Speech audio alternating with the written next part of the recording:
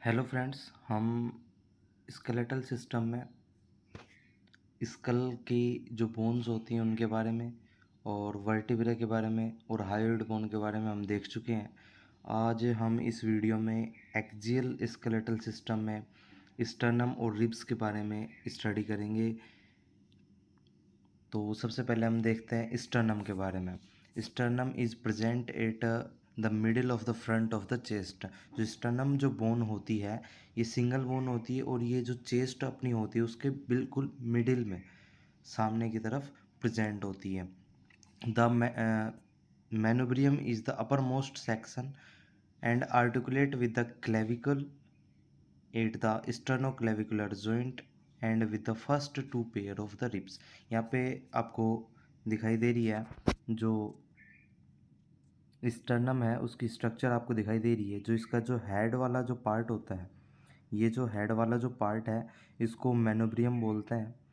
जो मैनोब्रियम होता है ये अपर मोस्ट सेक्शन होता है। मैनोब्रियम जो अपर मोस्ट पार्ट होता है स्टर्नम का और articulate with the clavicle at the sternoclavicular joint. ये आर्टिकुलेट करता है यानी जॉइंट बनाता है। मैनोब्रियम और क्लेविकल के बीच में एक जॉइंट बनता है स्टर्नोक्लेविकुलर जॉइंट। जो स्टर्नम का मैनोब्रियम और क्लेविकल जो बोन होती है ये दोनों आपस में एक जॉइंट बनाती है, इसको बोलते हैं स्टर्नोक्लेविकुलर जॉइंट। यानी स्टर्नो यानी स्टर्नम और क्लेविकुलर यानी क्लेविकल। स्टर्नम और क्लेविकल जो बोन होती है इनके बीच में जॉइंट बनता है स्टर्नोक्लेविकुलर जॉइंट। तो जो मैनोब्रियम होता है ये आर्टिकुलेट करता है स्टर्नोक्लेविकुलर क्लेविकल के साथ स्टर्नोक्लेविकुलर जॉइंट से and with the first two pair of ribs.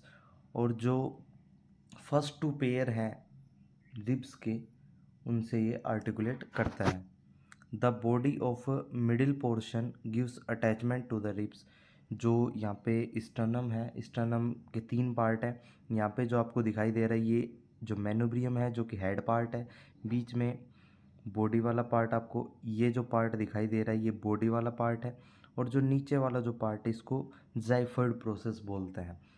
जो ये प्रोसेस है इसको जाइफर्ड प्रोसेस बोलते हैं।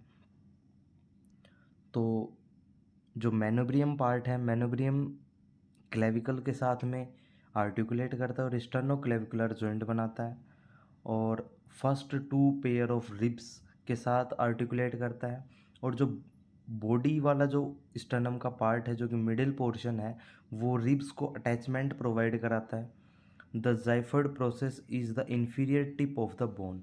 जो ये पूरी स्टर्नम बोन है, स्टर्नम का जो inferior tip of the bone, जो जाइफर्ड प्रोसेस होती है ये बिल्कुल नीचे वाला हिस्सा यानी टिप पार्ट होता है स्टर्नम का।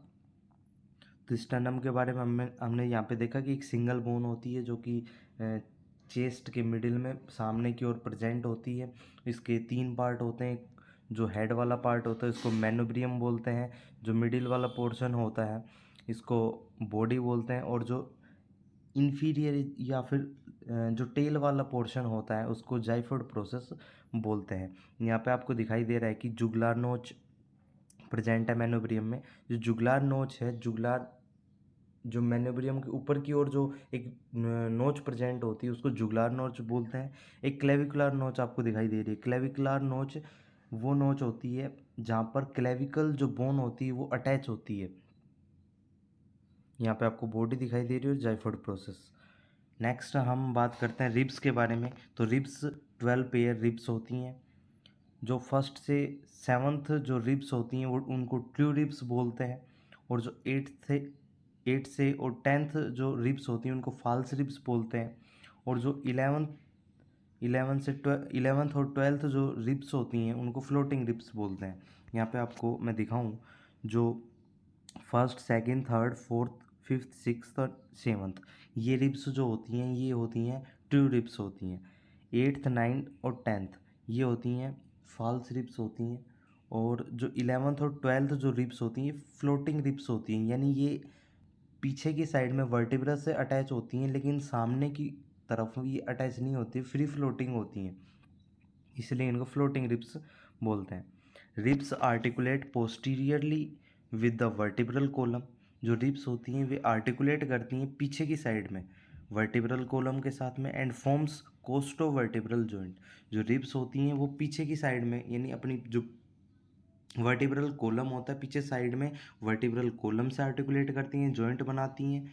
और जॉइंट का नाम होता है कोस्टो वर्टिब्रल जॉइंट। जो रिब्स होती हैं उनके लिए कोस्टा वर्ड यूज़ में लेते हैं अपन। तो कोस्टो वर्टिब्रल जॉइंट ये वर्टिब्रा के साथ में बनाती हैं। 12 पेयर ऑफ रिब्स होती हैं ये वर्टिब्रा के साथ कोस्टो वर्टिब्रल जॉइंट पोस्टीरियरली बनाती हैं। Anteriorly the first 7 pair of ribs articulate directly with the sternum and form sternocostal joint।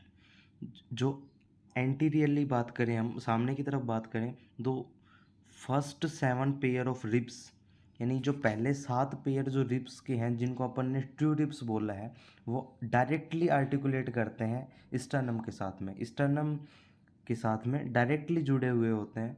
ये आपको दिखाई दे रहा है। First, second, third, fourth, fifth and sixth and seventh जो रिब्स होती हैं ये डायरेक्टली अटैच होती हैं स्टर्नम के साथ में with the sternum and forms sternocostal joint. Coastal ribs के लिए यूज में लेते हैं।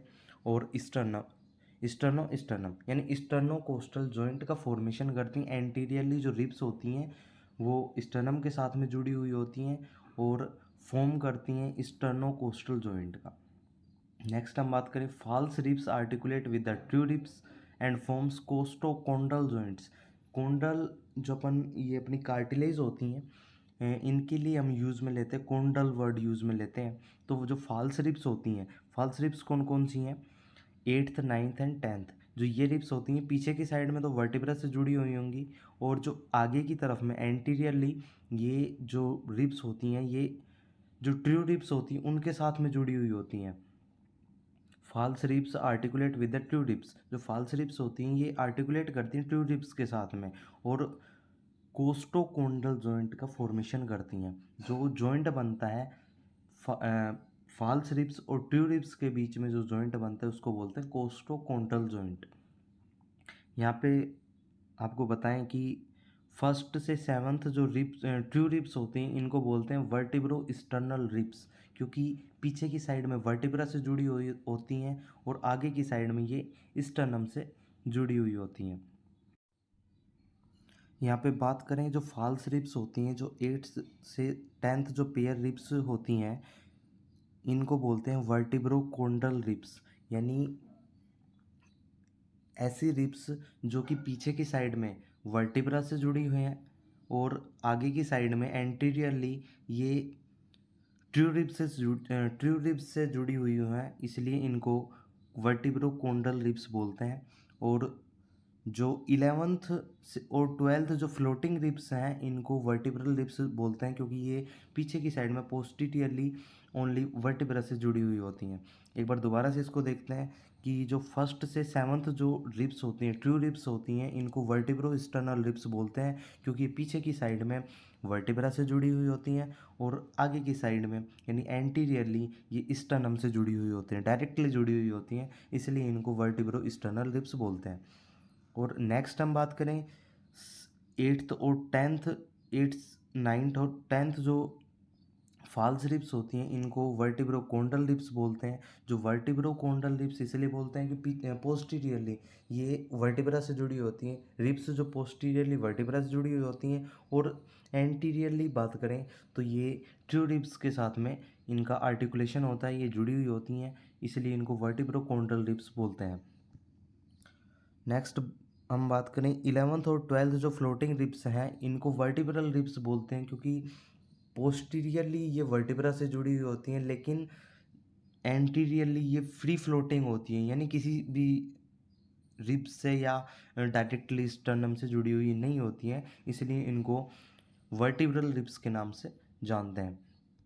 यहाँ पे आपको डायग्राम में दिखाई दे रहा है कि जो फर्स्ट, सेकंड और third, fourth, fifth, six, seventh ये जो रिब्स हैं ये डायरेक्टली स्टर्नम से जुड़ी हुई हैं। इनको ट्रू रिब्स बोलेंगे या फिर इनको बोलेंगे vertebro sternal ribs, vertebro sternal ribs बोलेंगे। और जो 8th 9th और 10th जो रिब्स हैं ये डायरेक्टली स्टर्नम से ना जुड़ के ये जो ट्रू रिब्स होती हैं, ट्रू रिब्स में जो 7th जो रिब होती है इससे ये जुड़ी हुई होती हैं, इसलिए इनको फॉल्स रिब्स बोलते हैं या फिर इनको वर्टिब्रोकोंडल रिब्स बोलते हैं। और जो 11th और 12th जो रिब्स होती हैं ये फ्री फ्लोटिंग होती हैं, यानी पीछे की साइड में तो ये वर्टिब्रा से जुड़ी हुई होती हैं। यहाँ पे आपको दिखाई दे रहा है कि पीछे की साइड में तो ये वर्टिब्रा से जुड़ी हुई हैं, लेकिन आगे की साइड में ये फ्री फ्लोट करती हैं, यानी किसी भी रिब से या किसी भी या तो फॉल्स रिब्स से या ट्रू रिब्स से या स्टर्नम से किसी से भी नहीं जुड़ी हुई होती हैं, इसलिए इनको वर्टिब्रल रिब्स या फ्लोटिंग रिब्स बोलते हैं। तो आज की वीडियो में हम इतना ही रखते हैं। नेक्स्ट वीडियो में हम अपेंडिकुलर जो स्केलेटन है उसके बारे में बात करेंगे कि उसमें कौन कौन सी बोन होती हैं, उनकी स्ट्रक्चर के बारे में हम नेक्स्ट वीडियोस में बात करेंगे। चैनल को अभी सब्सक्राइब नहीं किया तो सब्सक्राइब कीजिए, वीडियो को शेयर कीजिए एंड लाइक कीजिए। Thank you.